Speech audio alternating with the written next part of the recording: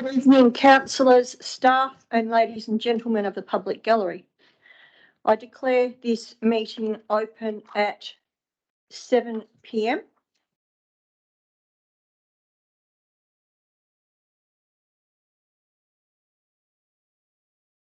Also like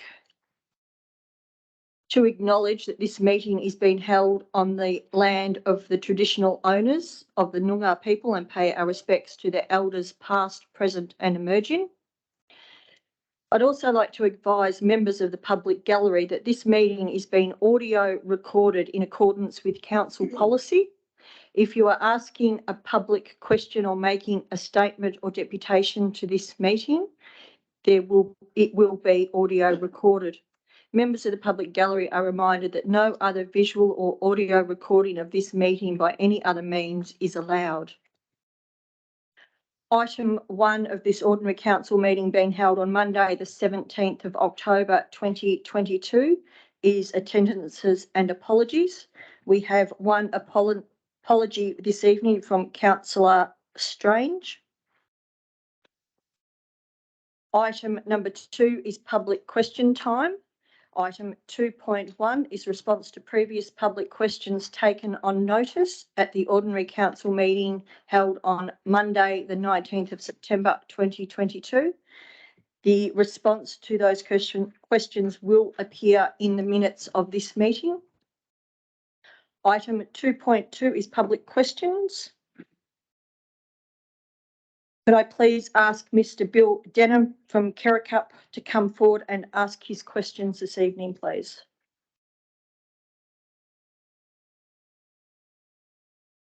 Evening, councillors,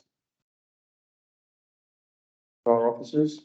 Question 1, I'm a bit confused. At the OCM on 19th of September last month, I asked the question, how much did the BMX track and club rooms, etc. cost to design, i.e. the total cost, developer contribution, etc. And the answer was the design phase of the project is funded from municipal funds, 33%, developer 67%.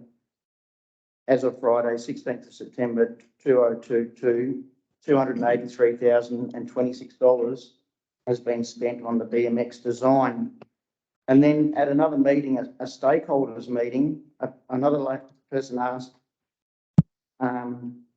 at the stakeholder group meeting, what is the amount that the SJ Shire has contributed to the project? The response was $164,000.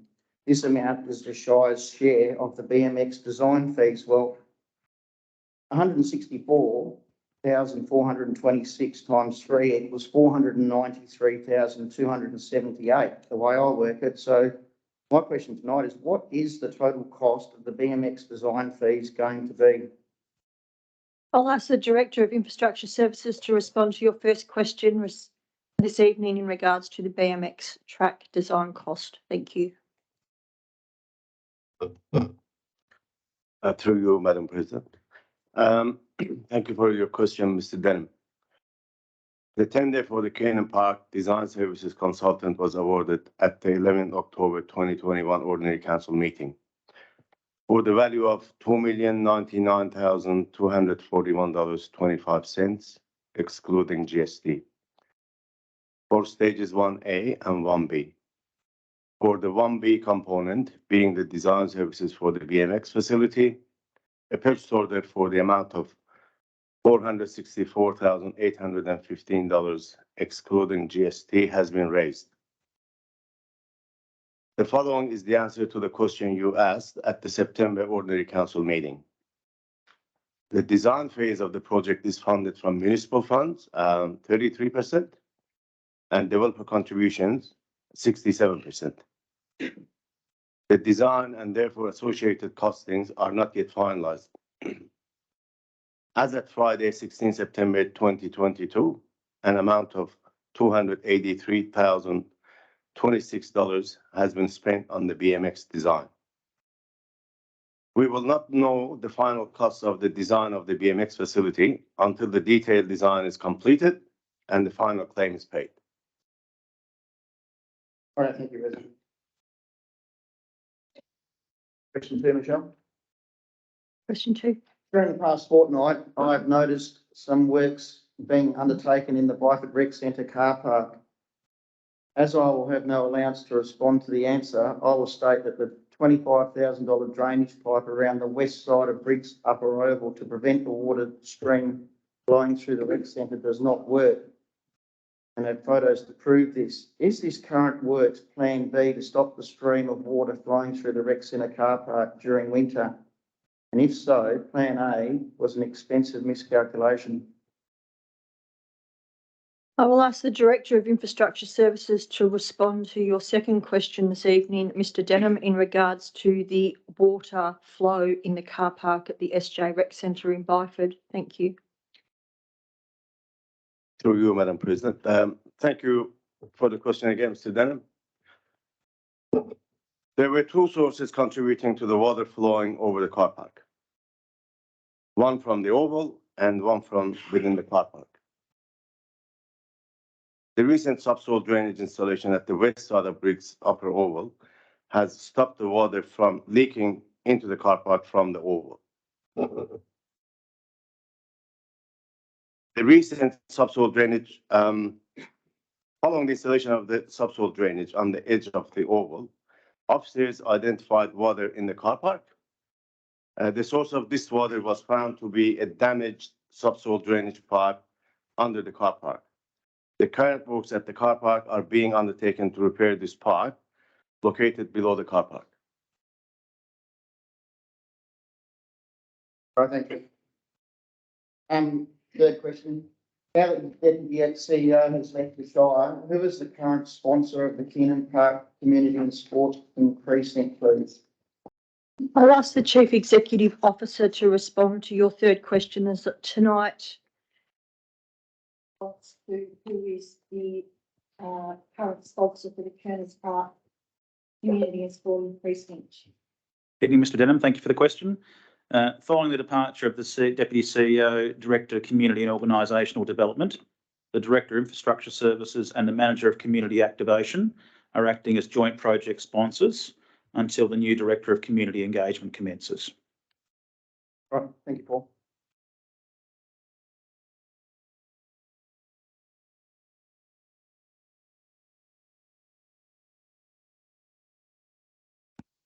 Under the Local Government Act, local governments are to allow 15 minutes for public question times at our OCMs. Given the fact that we have only had 3 questions submitted in writing this evening, we still have time where we can allocate for questions from the floor. So I will call for any public questions from the floor this evening.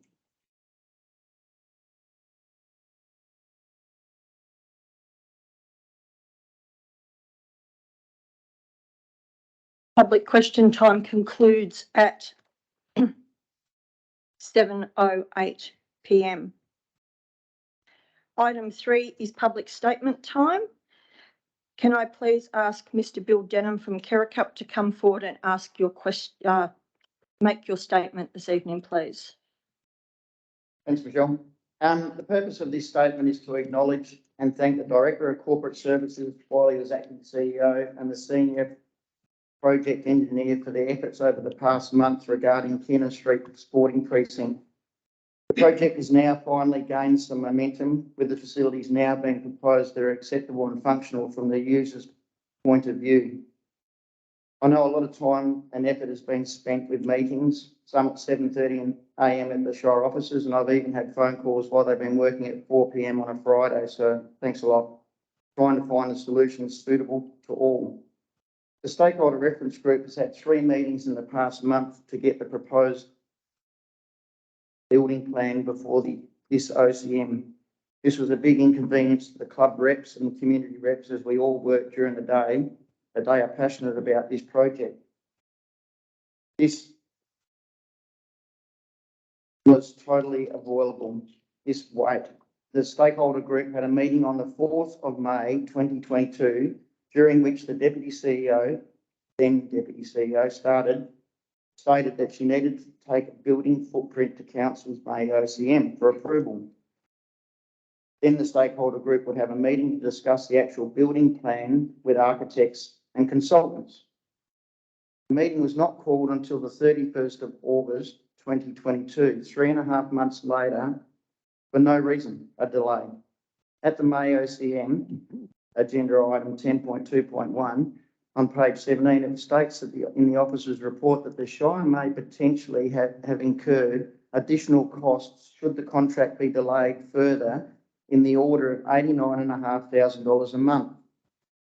The 3.5 months delay potentially costs $313,250 for no reason. A floor plan was included in the officer's report at the May OCM.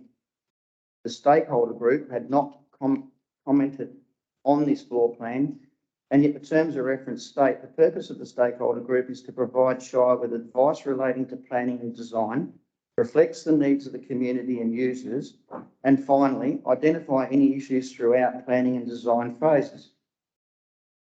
The submitted and council endorsed floor plan had flaws that were identified at our August meeting, and this is what has caused the last month of mayhem. A big thanks also to the stakeholder reference group for all their effort and input into the time to produce a functional building plan. This effort has probably prevented another Briggs Park lower disaster where no change rooms provided.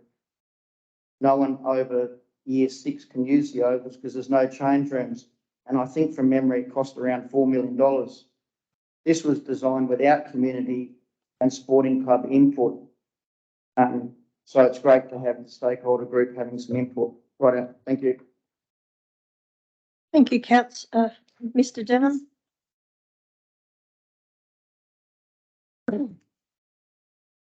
Item 4 is petitions and deputations, of which there is nil.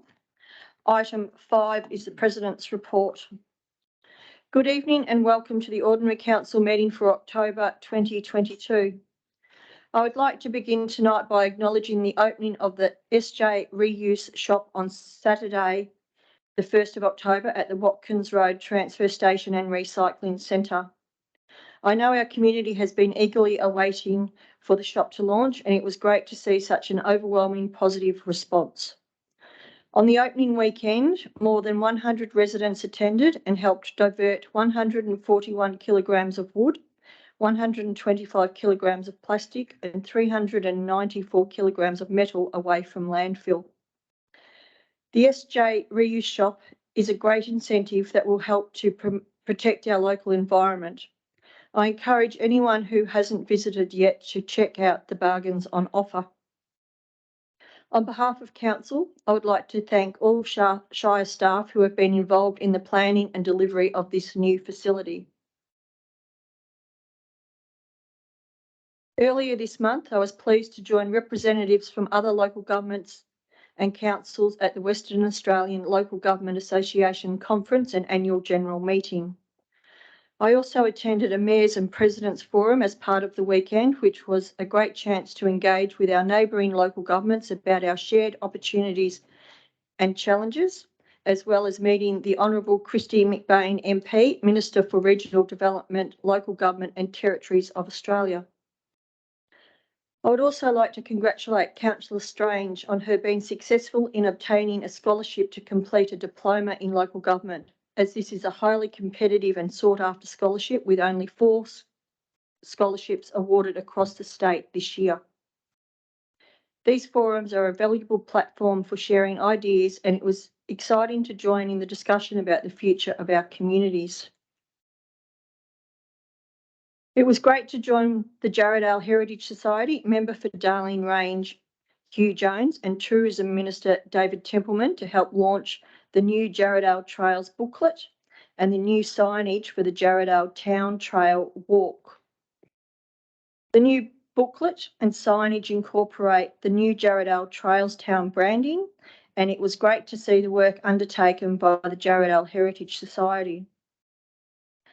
Last week, the acting CEO, Fraser Sullivan, and I met with Hugh Jones for our regular monthly meeting, where we discussed several key issues in our community, including community sporting organisations, communications between the Shire and other agencies, and graffiti within the Shire. I also joined Hugh Jones, member for Darling Range, at Police Headquarters this month to speak to the Graffiti Task Force about graffiti in our communities and how and what avenues are available to decrease graffiti. I attended an interesting evening in Kalamunda with the Perth Hills Futures Group, where great discussion about peri-urban agriculture was shared by community members across a number of local governments areas. It was great to see SJ highly represented in this space by the Food and Farm Alliance and Jarrahdale's Futures. The first of our community barbecues kicked off last week in Byford, with the next few weeks facilitating other barbecues for community members to attend and connect with their local police, Neighbourhood Watch volunteers, volunteer bushfire brigades and Shire councillors and officers. It is great to see the community grant funding going to groups like the Byford Community Garden, who are putting so much back into the community with the incentives they are putting the funding in for. If you wish to be involved, they are meeting Wednesday afternoons at the Community Garden on Mead Street from 4 p.m. Moving on, I would like to remind all residents that we have now entered the restricted burning period. The restricted burning period will be in effect until the 30th of November 2022. More information about what is permitted during this period can be found on the Shire's website. With the bushfire season approaching, it is important that we all do our part to prevent disaster from occurring over the warmer months. In keeping with this, it was great to meet with the local Emergency Management Committee here at the Civic Centre last Tuesday. The committee is made up of representatives from a number of agencies and organisations connected to emergency services throughout the Shire, and I was pleased to be part of a proactive discussion centred around preparation and response. As always, my full calendar can be viewed on the following pages.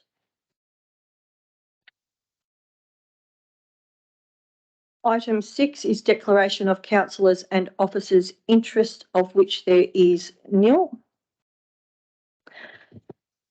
Item 7 is confirmation of minutes of previous council meetings. 7.1 is the ordinary council meeting on the 19th of September 2022. Can I please have a mover to accept these minutes? Thank you, Councillor Byers. Can I have a seconder, please? Thank you, Councillor Atwell. Is there anybody opposed to these minutes? Motion is carried unanimously. Item 8 is receipt of minutes or reports and consideration of adoption of recommendations from committee meetings held since the previous council meeting, of which there is nil. Item 9 is motions of which notice has been given, which there is nil. Item 10 is Chief Executive Officer's reports. 10.1 is An alternate motion for this one, please. Councillor D'Agostino. Can you please wait until I have finished? Oh, okay. Sorry, I thought you had. Item 10.1 is Development Services reports. 10.1.1 is Section 31 reconsideration, retrospective sea containers, lot 84997 Kayland Loop, Byford. I have circulated an alternate motion this evening to all councillors, which I will put forward, and I will call for a seconder for that motion, please. Sorry, Madam President, I did ask, I thought I'd asked prior to that to have my alternate motion considered. I'm not sure how the sequence works. So I thought mine was, I did ask. Councillor, I have circulated my alternate motion. It has been sent to all councillors.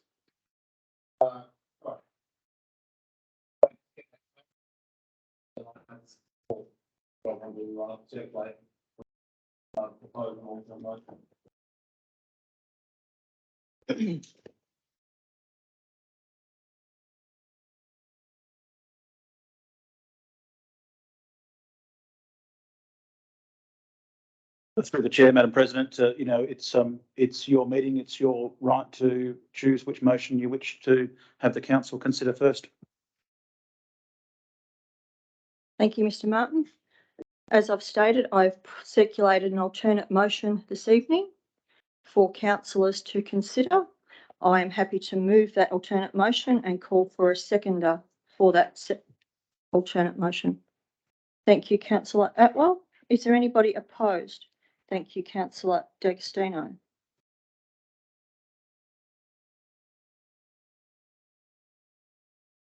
The alternate motion that I have put forward and circulated to councillors is that council, in response to the section 31 request for reconsideration, sets aside its original decision and substitutes a new decision as follows. That council approves the development application for the retrospective sea containers at lot 84997 Kaylang Loop, Byford, as contained within attachment 4, subject to the following conditions. A, the development is to be carried out in compliance with the plans and documentation listed below and endorsed with the Shire of Serpentine Jarrahdale stamp, except where amended by other conditions of this consent. B, this approval is valid for 12 months only from the date of determination unless a subsequent development approval is granted to extend the validity period. During the 12-month validity period, the sea containers are permitted to remain as currently positioned on the subject land. Before the expiry of the 12-month validity period, the sea containers are to be removed from the subject land. C, a landscape plan is to be submitted within 30 days of this approval, demonstrating the suitable landscaping of the 10-metre rear setback area of the land to the satisfaction of the Shire. This landscaping is required to landscape the sea containers whilst they remain on site for the duration of the development approval. Given that we have a councillor who wishes to speak against, I will open debate on this item. This is a section 31 reconsideration. This item has come to council previously as listed in the report before council in May this year. This development application covers an area which has composite blocks of land which are still a predominant residential use area.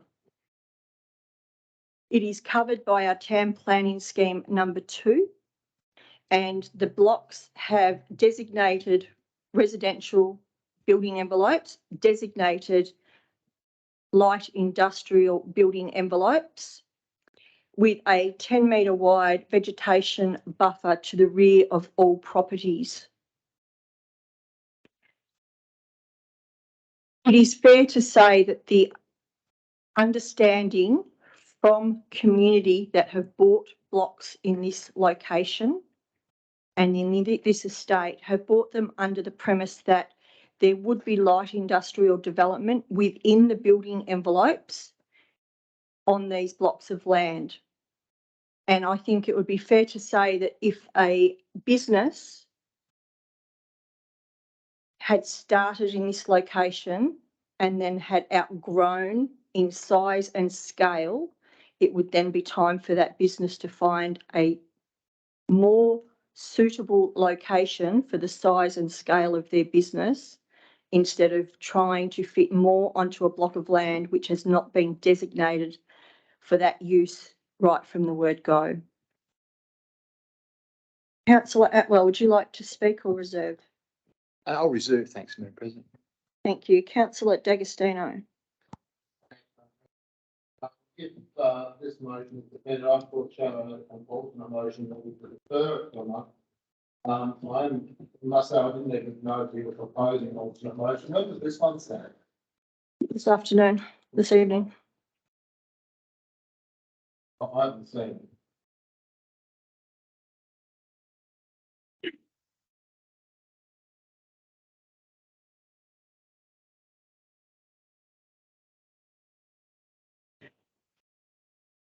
Minutes past 6, Councillor D'Agostino. for itself in terms of, I think the proponent has asked for it to be deferred for a month. Sorry. The proponent has asked for it to be deferred for a month. They've requested, they've explained that they're away. And so if the this motion is lost, I'd propose an alternate motion that we give the ratepayer an opportunity in a month's time to consider, to at least hear them and to see what they have to say. So that was my view, and that was what I was going to propose. In terms of the alternate motion, again, and apologise, I haven't had time to read it. And could you help me understand what the differences are between the two? No? Or No, that's fine. The officer's recommendation is for permanent approval for sea containers to permanently be located outside the building envelope for a local, for a light industrial use. Yep. And the alternate motion is for them to be given 12 months temporary approval so that they have the opportunity to find a suitable location for their business, given that they have obviously outgrown the location of where they are. my understanding from reading the papers was that the neighbour who was the initial opponent was agreeable to the officer's recommendation. Is that correct? Director? Thank you, Madam President. Thank you for the question. Yes, the adjoining neighbour is no longer objecting to the proposal. So I suppose, that really, to me speaks for itself. We've had these two, the neighbour and the applicant have been obviously involved in a process over a long period of time. Now they've come to reach an agreement, and they, which is in accordance with the officer's recommendation. And now we're proposing something different. So I'm completely confused. And at least I would ask everyone to consider, given the neighbour, the proponent, or the previous opponent is supportive of the officer's recommendation, that we at least consider deferral, that this initial motion is defeated, and that we consider the alternate motion of deferring it for a month, just to let the applicant have their say. So I'm just, as I say, I'm a bit bedazzled by this one. Thank you. Thank you, Councillor D'Agostino. Is any councillor would like to speak for the motion? Not wishing to speak to it, Madam President, but I would ask a few questions, if I may. Yes, Councillor Bias? To the director, I feel like a bit of a broken record because I think I asked this one at the previous meeting. With anything to do with planning, I always feel like there's a ticking clock. I assume if we're providing a motion to go to SAT as part of their mediation, there is a deadline involved here that we need to meet. Thank you for the question through you, Madam President. Yes, the request for reconsideration gives us until 10 days from tonight's meeting to provide a response to the State Administrative Tribunal. Another question, if I may, Madam President. I'm struggling to recall the specific instance, but this isn't an atypical proposal that's been put forward. I seem to remember at least one, possibly two instances where we've granted a 12-month period for a non-conforming use, effectively to allow the applicant to make the requisite adjustments. It's not atypical what's being proposed, this sort of temporary arrangement where they're allowed to continue in order to find an alternative. Thank you for the question through you, Madam President. So the applicant's proposing that they would like the sea containers to be a permanent fixture on the subject land, albeit set back 3 metres from the common side boundary. In terms of the planning framework, there's nothing that prevents time-limited approvals being determined where there's a planning purpose behind that time limitation.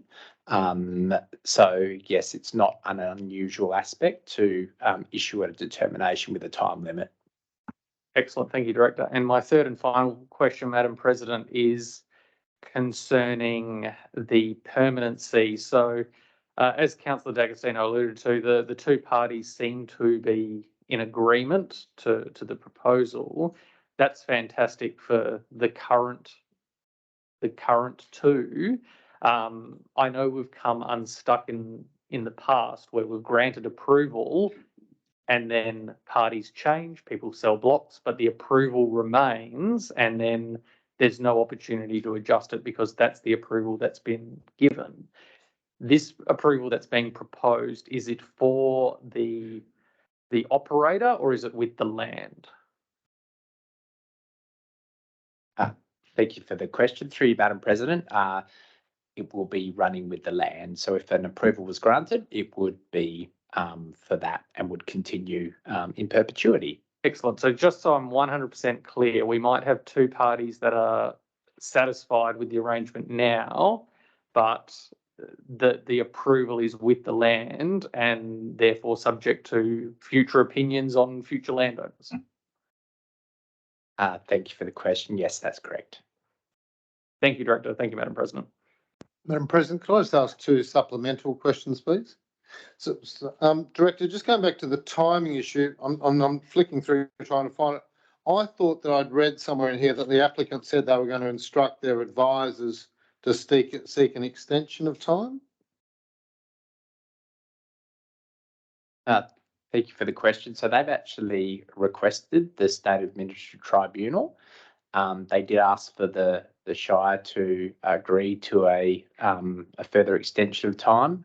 The Shire hasn't offered an opinion on that because by the time we were asked, the agenda was published because we were complying and we are still complying with the current SAT order, which is to have a determination or a response to the Section 31 request for reconsideration back with the SAT by the end of this month.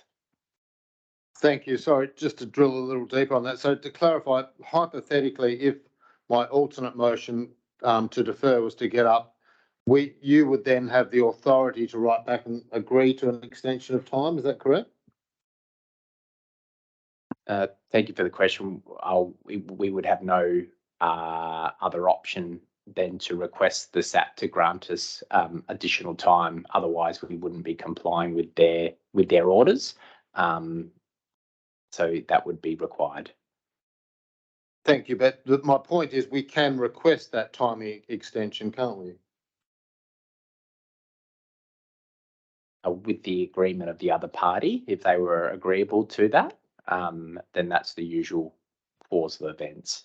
Both parties have to file a minute of consent order to extend the time frame. Usually, if one party doesn't, then the SAT would make their current orders usually stick. Thanks. And given that the other party has requested this extension of time, I presume you've received that in writing, have you? A request for extension of time from the other party? Yes, we have. That's right. Correct. Thank you. Sorry, Madam President. One other question, picking up on Councillor Bias's point about the tenure or the length of the approvals.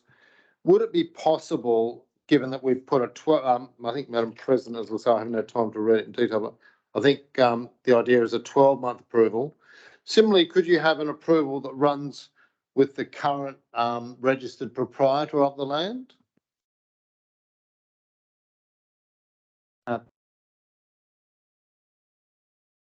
So a planning approval is what's termed in rem, so it is essentially associated and tied with the actual property as opposed to in personam, which is tied to a person. I don't believe having it tied to a person would be possible. Sorry. Oh, yeah, I mean, not a person, I mean the registered proprietor. It could be a company. Whoever, I don't know who owns the land, but whoever the registered proprietor is, it could be linked, the approval could be linked to their tenure, their ownership. Don't believe that would be possible, sorry. Okay, thank you. Madam President, if Councillor D'Agostino's finished, I was wondering if I may ask some questions too, please. Councillor Duggan, yes. Thank you, Madam President. Through the chair, alluding to what both Councillor D'Agostino and Councillor Bias have said, We had an applicant and a neighbour that were both at a compromise. Considering we as councillors received this alternate motion at 6:16 p.m. Do we know if how much time the applicant and the neighbours have had to review this alternate motion, please? Councillor Duggan, they have neither applicants or the neighbours have seen the alternate motion. And as you would be aware as a councillor, there is alternate motions put forward on the run during meetings at just about all of our meetings, which Councillor D'Agostino would be aware of under our standing orders. There is no time frame that needs to be given for alternate motions or amended motions to be put forward on the table by councillors. I have put this one forward before tonight's meeting and it has been circulated to councillors to read before the meeting started. Thanks for your explanation, Madam President. I guess my point was not so much about that. It was just if we received it at that time, I was wondering if the applicant and the neighbour had had time to review this alternate motion and given a thought on it. That's purely my reason for the question. Thank you. Thank you, Councillor Duggan. Is there any further questions from councillors? Madam President, one additional question, if I may, to the director. I guess I'm trying to best understand the alternate motion before us, and the director might be able to help me understand it. So effectively, this provides them with approval to continue as they currently are for a period of 12 months. So there's nothing stopping them in that period to come back to council. Like council can consider however it wishes what the application would look like post that 12-month period. Am I correct? Thank you for the question. Yeah, as currently written, the planning approval, if it was supported by council, would expire unless subsequently extended by a separate development approval. Just bearing in mind we are in a state administrative tribunal process, so the applicant, in response to any Section 31 request, can choose to withdraw or discontinue their current action or their current activity with the state administrative tribunal, or can take the view that they're not happy with the new decision, and they can request a final hearing where the state administrative tribunal will ultimately determine the application. Thank you, Director. Like I'm no planner, so just so that I'm crystal clear in my understanding, this allows the business and the proprietor to continue what they're doing for the next 12 months. It says, okay, keep doing what you're doing, and then for a longer term solution, a future council may decide whatever direction it may wish, dependent on their future applications. Thank you for the question. Yeah, if in the absence of a different decision in the future, they'd have 12 months. One would expect that if they chose to discontinue the SAT matter, that they probably would be looking to submit a subsequent development application, which would be assessed at a future council meeting based on its merits. Yeah. Excellent. Thank you, Director. Thank you, Madam President. Madam President, can I just clarify? I'm not sure the stormwater condition, you've dropped that one, but you've introduced a landscape plan. Or is that, and obviously a quid pro quo, the different concepts? Was there a reason on the difference? Councillor D'Agostino, given that the sea containers would be a temporary structure, so that the stormwater cost associated with a temporary structure would be probably not well placed for the applicant. Thank you. But the applicant would still need to, I'm not sure, the landscape plan doesn't sort of say a height of trees or anything like that, but they'd have to obviously put in some sort of trees whilst it's on site.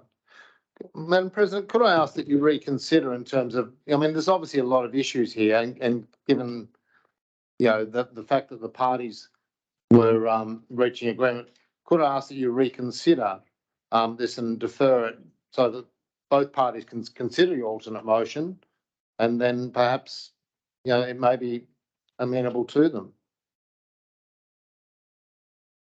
Councillor, I've put the alternate motion forward this evening.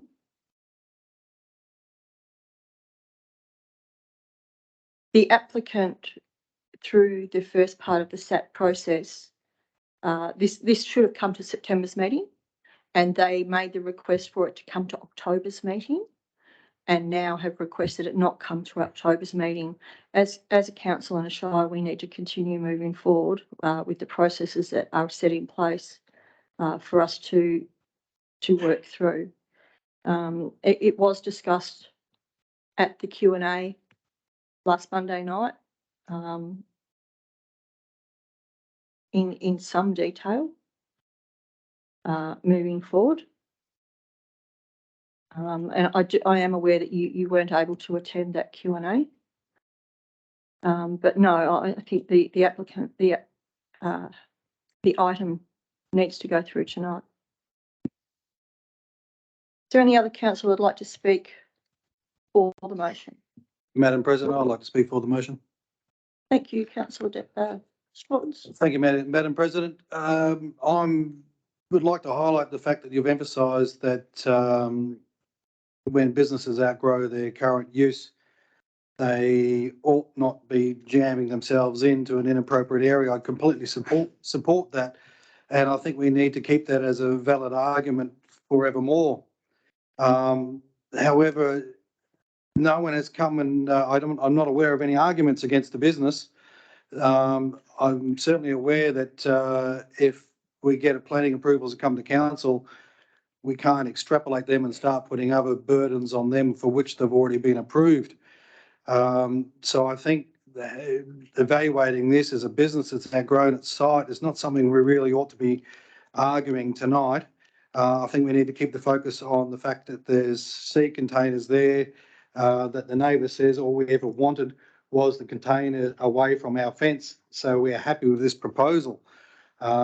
This wouldn't have come to council if that neighbour that's given that positive response objected to it in the first instance. There's been mediation that's happened on site. We've sat and they're satisfied. So is the neighbour satisfied. The fact that the 3 metre distance and all the other requirements imposed on the applicant stays of the land, that's normal. Anyone who comes to buy the land next door, if the neighbour sells, can see that those sea containers are not going to come closer to their fence because they've been approved at 3 metres away. It gives certainty. I don't think that's something to be concerned about. So look, at the end of the day, I think we need to keep the focus on the applicants, what they're doing. If there's a business in there that people object to, then that needs to be a separate complaint that needs to be put forward. It hasn't been put forward, so I don't think we ought to be considering that as a reason to make them remove the sea containers.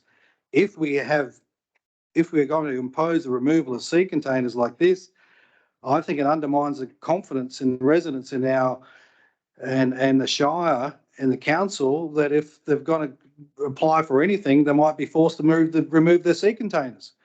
That's very concerning. And so I would think we should need to keep the focus on the sea containers. And if this motion is lost, I think we ought to go back to the officer's recommendation to improve it as per what the neighbour who initially raised the complaint is now not complaining against, and neighbour's happy. And let's keep the parties happy with what they both agreed to instead of opposing our onerous red herring reasons to not approve it. Thank you very much. Thank you, councillor Strottens. Is there any councillor that would like to speak against? Thanks, Madam President.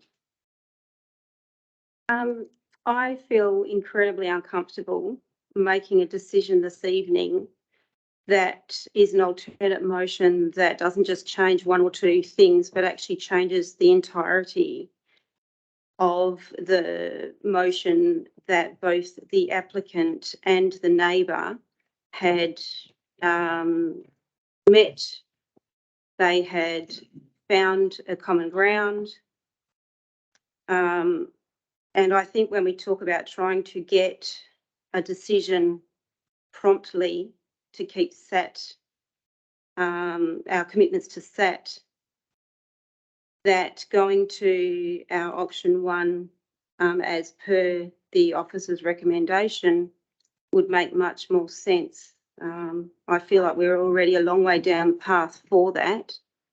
And yet here we are proposing to go back to a position that neither the applicant nor the neighbour has had, if they have seen, which my question wasn't answered, they certainly haven't had appropriate time to be able to absorb. I know that, you know, I've sat here for the last hour trying very hard to absorb it myself. So that's why I cannot support this motion.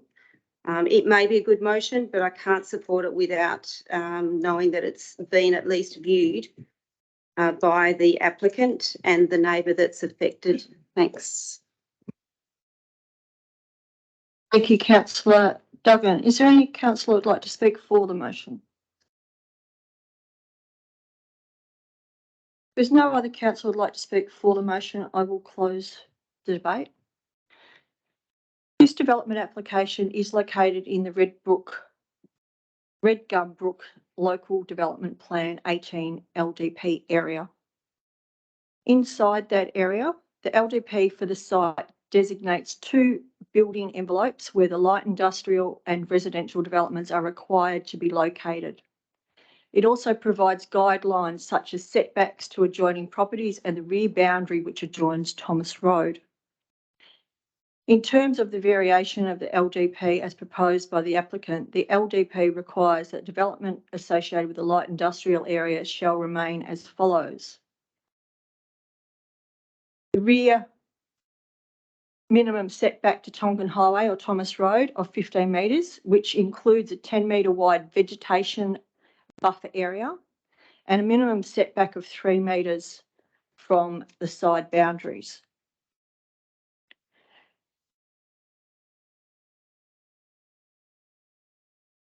The LDPs undergo extensive community advertisement and consultation when they are advertised. The community members that then buy inside these estate areas have the guidance of these local development plans to know what the rules and regulations are that they are buying into. It is well documented and set out that there is a building envelope on these composite blocks for the residential portion, and that there is a well-defined building envelope for the light industrial component of these blocks, of which this development does not sit inside of. The Shire Council also has a local planning policy 4.19 outbuilding sheds, garden sheds and sea containers, which states a sea container is only used for the loading or unloading of goods and stored for only up to a maximum of 7 days in any 12-month period. And a sea container is used only in conjunction with building construction or subdivision works that is occurring or approved to occur on the subject or adjoining site, and only up to a maximum of 12 months.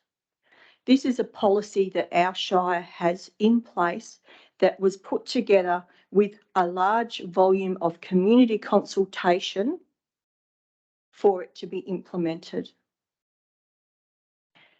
When we have composite blocks like these, they have been put together and designed to take into consideration and allow for a small light industrial business to run from the home of the business owner.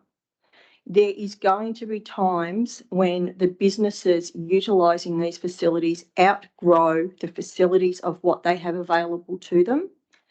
And in this case, when we have a large shed that has already been approved, built and developed on site, And then we see a request for 2 further sea containers to be placed permanently on this block of land outside of the building envelopes. It shows us that this business is not of the size and scale that fits on this block of land. We have the ability to allow a 12-month period where this business has the ability to find a further location in the area of their choosing to locate their sea containers to. This business has more than just these two sea containers. They also have earth moving equipment and have a leased yard somewhere. So given that this approval would then cause these sea containers to be allowed to be on this particular block in perpetuity, I don't see as a precedence that as a council we want to be setting when the predominant use in this area is residential. Thank you. All those in favour of the motion, please raise your hand. 2, 3. All those against?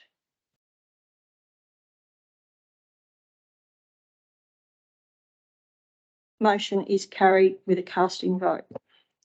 We have the votes recorded, please, Madam President. Yes, we can. Minute Secretary, can we please record the votes? Madam President, we will need a reason for the difference on the officer's recommendation too, for the minutes.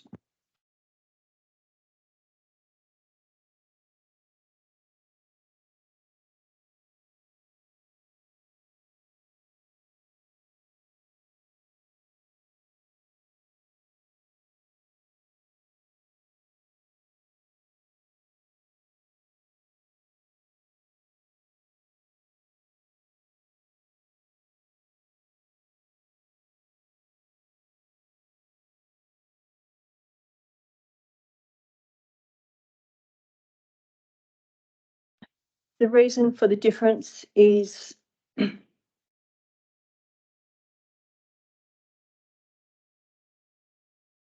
local development plan under our town planning scheme number 2 sets out the guidance of the residential component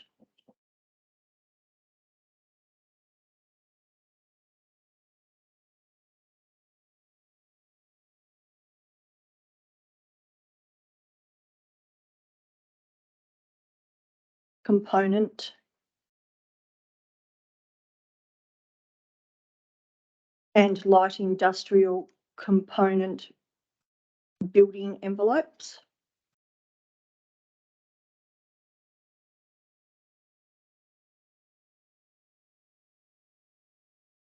As shown by town planning scheme number 2. As shown by town planning scheme number 2.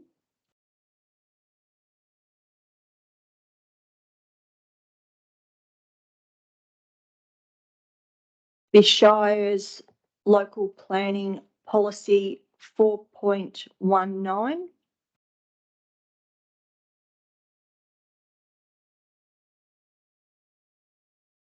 outbuildings, sheds, garden sheds and sea containers.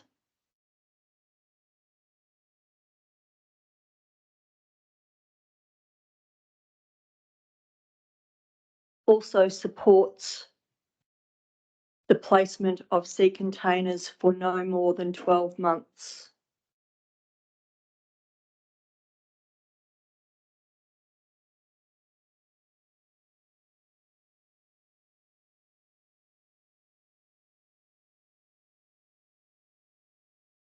A business of the size and scale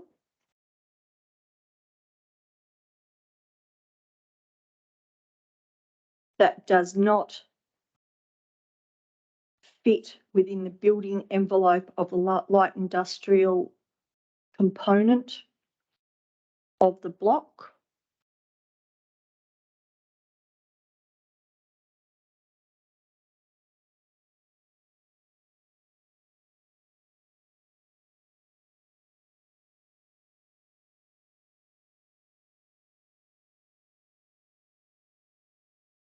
should not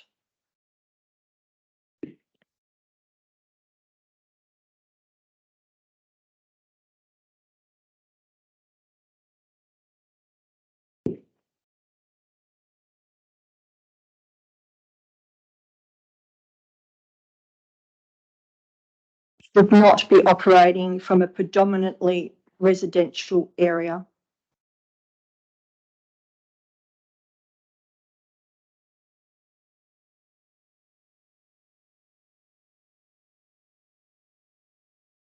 Thank you.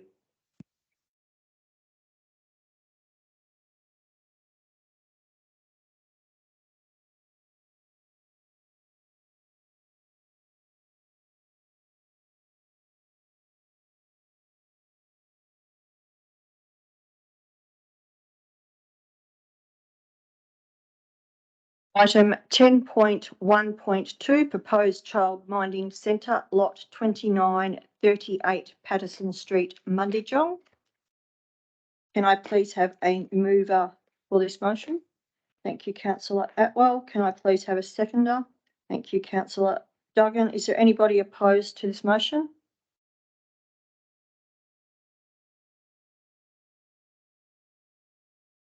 Motion is carried unanimously.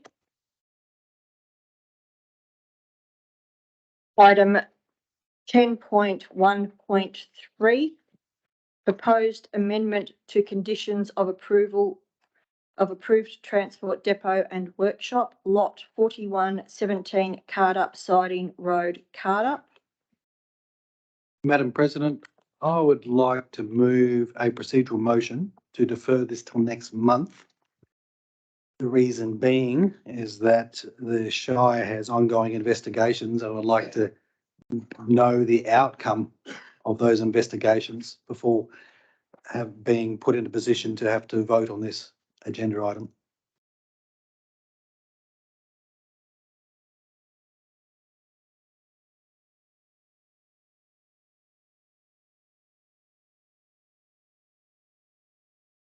Councillor Strawtons, is it a procedural motion or just a motion to defer?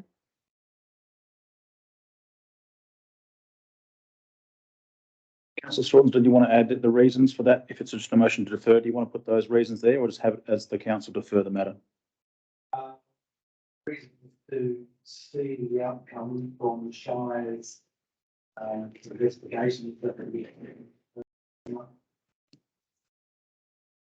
investigations into compliance.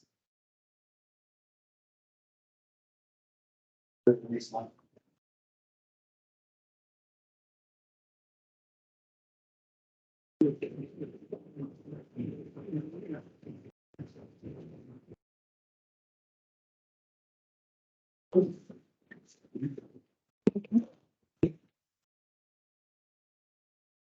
Just remind councillors when you are talking to press the mics, because you don't press the mic. Thank you. Can I just remind councillors to press the mics, because if you don't press the mics, it doesn't get captured by the audio recording. Thank you. Thank you, Mr. Martin. Councillor Strawtons has moved a motion to defer. Can I please have a seconder? Thank you, Councillor Duggan. Is there anybody opposed to this motion? Madam President, before I indicate any further, I have some questions, if I may. Councillor Bias. Oh, this is, talking about notice and what we know and what we don't know. I'm not quite sure what Councillor Strawtons is referring to. Can I ask? And I'm mindful of the fact that this isn't the venue to be discussing compliance actions against anyone, but I guess I'll try and ask in the broadest sense to the director of the CEO. Is there something that you're expecting to be particularly illuminating with respect to this particular application? Thank you for the question. Not within the next month. I don't believe there's going to be any clarity on compliance issues, and I say that in a general sense. There is a paragraph in the report that essentially documents in the community consultation section that a complaint was made in relation to a separately approved component on this site. and we have to, as we've indicated in the report, open a file and begin compliance investigations. But I suspect it will take, like most of our compliance matters, a number of months to address. Thank you, Director. Madam President, I'll drill down a bit more, because effectively what you're saying is that there is a compliance activity to be undertaken. There is a application that has been made. They're two very different streams, irrespective of what would or would not happen with the compliance action. The application still needs to be considered, and I feel like a broken record, within a specific time frame. I would imagine. What's our ticking clock on this particular item? Yes, thank you for the question, through you, Madam President. The timeframe for the application has now ceased. It's been a very complicated application to get to this point. The point about just saying that the degree of separation between this application and the matter raised in the community submissions, we do mention specifically on page 51 under the subtitle of odour. We make it very clear that the concerns about odour associated with the plastics production warehouse are completely unrelated to this application, which is about varying conditions of an approved transport industry and workshop. Does not have any association whatsoever with the plastics production facility on the subject land. Thank you, Director. Madam President, I'm opposed to this motion. Sorry, Madam President. Thank you, councillor Byers. I thank the Director for his comment, and I'm opposed to the motion. Yeah, I would actually like to withdraw the motion now that the director has clarified it. It's different to the. It's given me a different understanding to earlier conversations I've had with the director. So I'm happy to withdraw this this motion.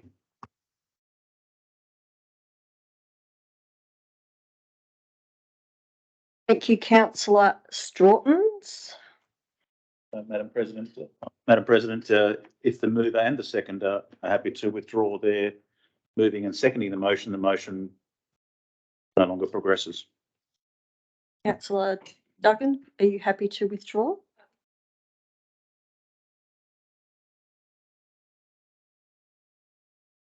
Microphone, please. Before I consider withdrawing, if I may ask a question through the chair, I understand that there's been officers out doing sniff tests and the odour compliance is a separate entity to what we're addressing tonight. But in the summary of submissions, there was a number of comments where submitters have been keeping diaries of where the proponent has been working outside of their permitted hours currently. Is there any officers that are looking at compliance issues there? And the reason I find that relevant is because of point C, where we are looking at extending their hours for an extra hour in the morning, an hour of an evening. So I feel it's relevant that we know if there is actually a compliance issue there that's being investigated, please. Madam President, point of order. It's making me very anxious that we're talking about specific compliance actions against a specific operator in debate. Can I just get some advice from the CEO as to the appropriateness of this discussion? Councillor Byers, compliance is fully operational within the Shire. Councillors have no part and nor should they be involved in compliance issues that are being overseen by the Shire on anything within the Shire.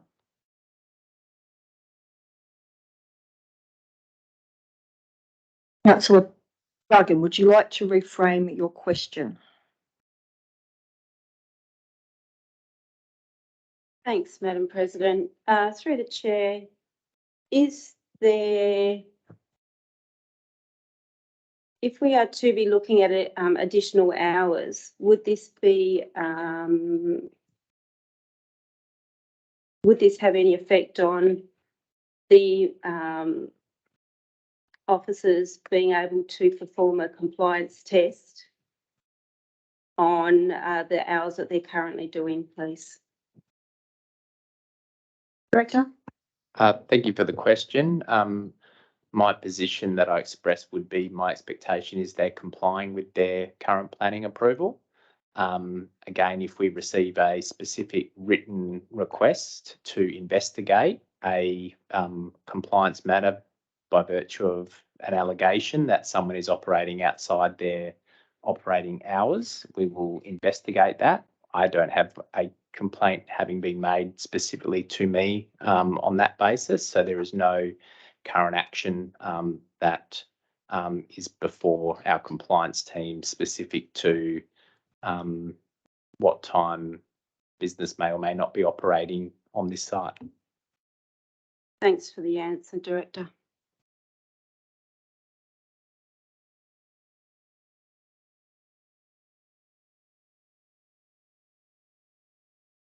Councillor Duggan, are you happy to withdraw the motion as put forward by Councillor Strawtons?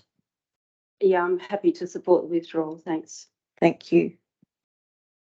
Madam President, to keep the meeting moving along, I'd like to move option 2, please, of the officer's report as stipulated on page 56, being that council refuses the amendment of the existing approval for the transport depot and workshop at lot 4117 Cardup Siding Road, Cardup, for the following reason. A, the development is considered to adversely impact upon the amenity of the locality. Thank you, Councillor Bias. Can I have a seconder for the motion? Thank you, Councillor Duggan. Is there anybody opposed to the motion before council? Motion is carried unanimously. And Councillor Bias, we will need a reason for the difference for the officer's recommendation, please. As aptly stated in the motion itself, concerning the amenity issue. Happy for it to be transposed verbatim.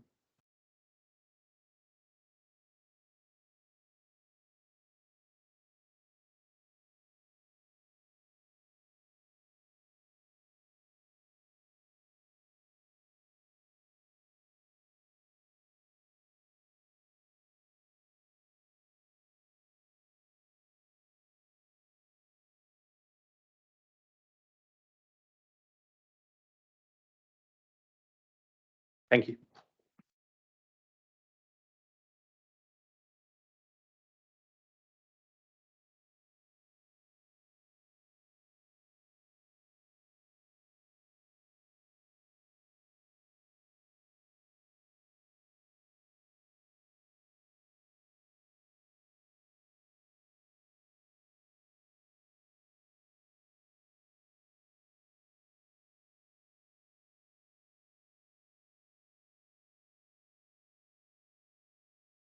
Item 10.1.4, section 31, reconsideration, proposed alterations and additions to existing educational establishment, lot 5148 Lewis Road, Serpentine. Can I please have a mover for this motion? Thank you, Councillor Duggan. Can I have a seconder, please? Thank you, Councillor Strawtons. Is there anybody opposed to this motion?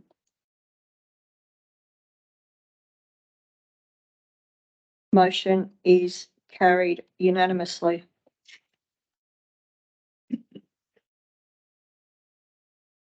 Item 10.1.5, local planning policy 4.25, uniform fencing.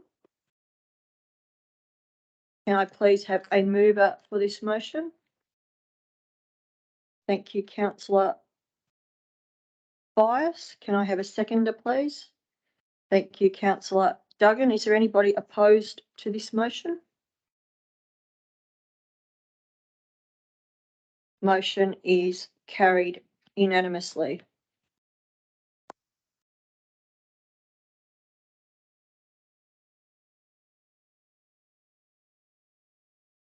Item 10.1.6, the Oakford Bushfire Brigade Station Facility. Can I please have a mover for this motion? Thank you, councillor Bias. Can I please have a seconder? Thank you, councillor Atwell. Is there anybody opposed to this motion? Motion is carried unanimously.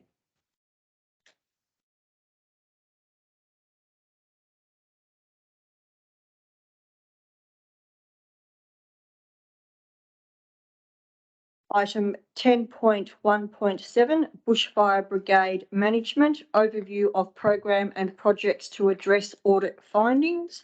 Can I please have a mover for this motion?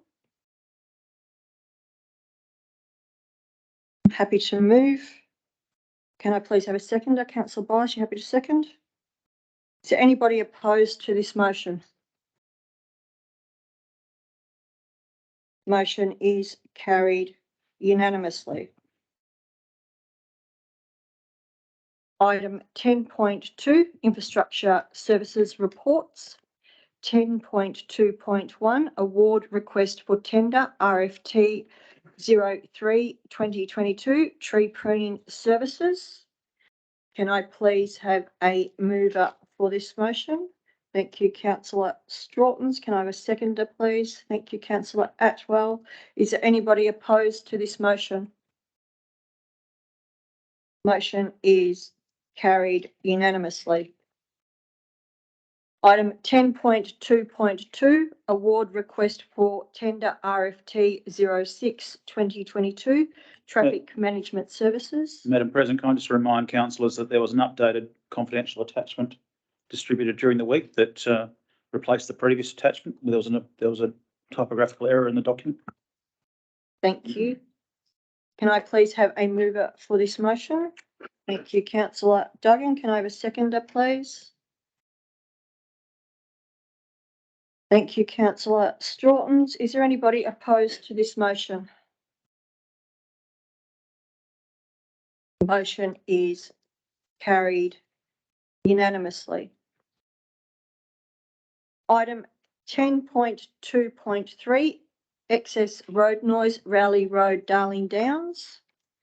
Can I please have a mover for this motion? Madam President, I have an alternate motion to move, please, which I circulated at 4:44 PM today. Thank you, councillor Bias. Do I have can you please read Yes, out what your happy alternative is? to read it. It reads as the officer's original recommendation. However, it inserts 2 points being adopts the following budget amendments to undertake temporary resurfacing works along the section of Rowley Road between Andalusian Avenue and Hilbert Road, and those budget amendments are listed. And authorises the Chief Executive Officer to undertake temporary resurfacing works along the section of that road during the 2022-23 financial year. Thank you, councillor Bias. Do I have a seconder for the alternate? Thank you, councillor Duggan. Is there anybody opposed to this alternate motion? Motion is carried unanimously. Thank you, Madam President and colleagues. My reason being to provide an interim solution to protect the health and well-being of local residents. Thank you. Thank you, councillor Bias.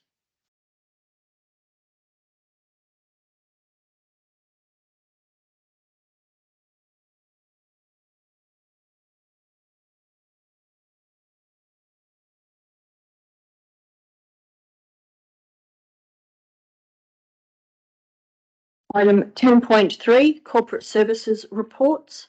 10.3.1, Confirmation of Payment of Creditors, September 2022. Can I please have a mover for this motion? Thank you, councillor Bias. Can I have a seconder, please? Thank you, councillor Straughtons. Is there anybody opposed to this motion? Motion is carried unanimously. Item 10.3.2, Monthly Financial Report, August 2022. Can I please have a mover for this motion? Thank you, councillor Bias. Can I please have a seconder? Thank you, councillor Atwell. Is there anybody opposed to this motion?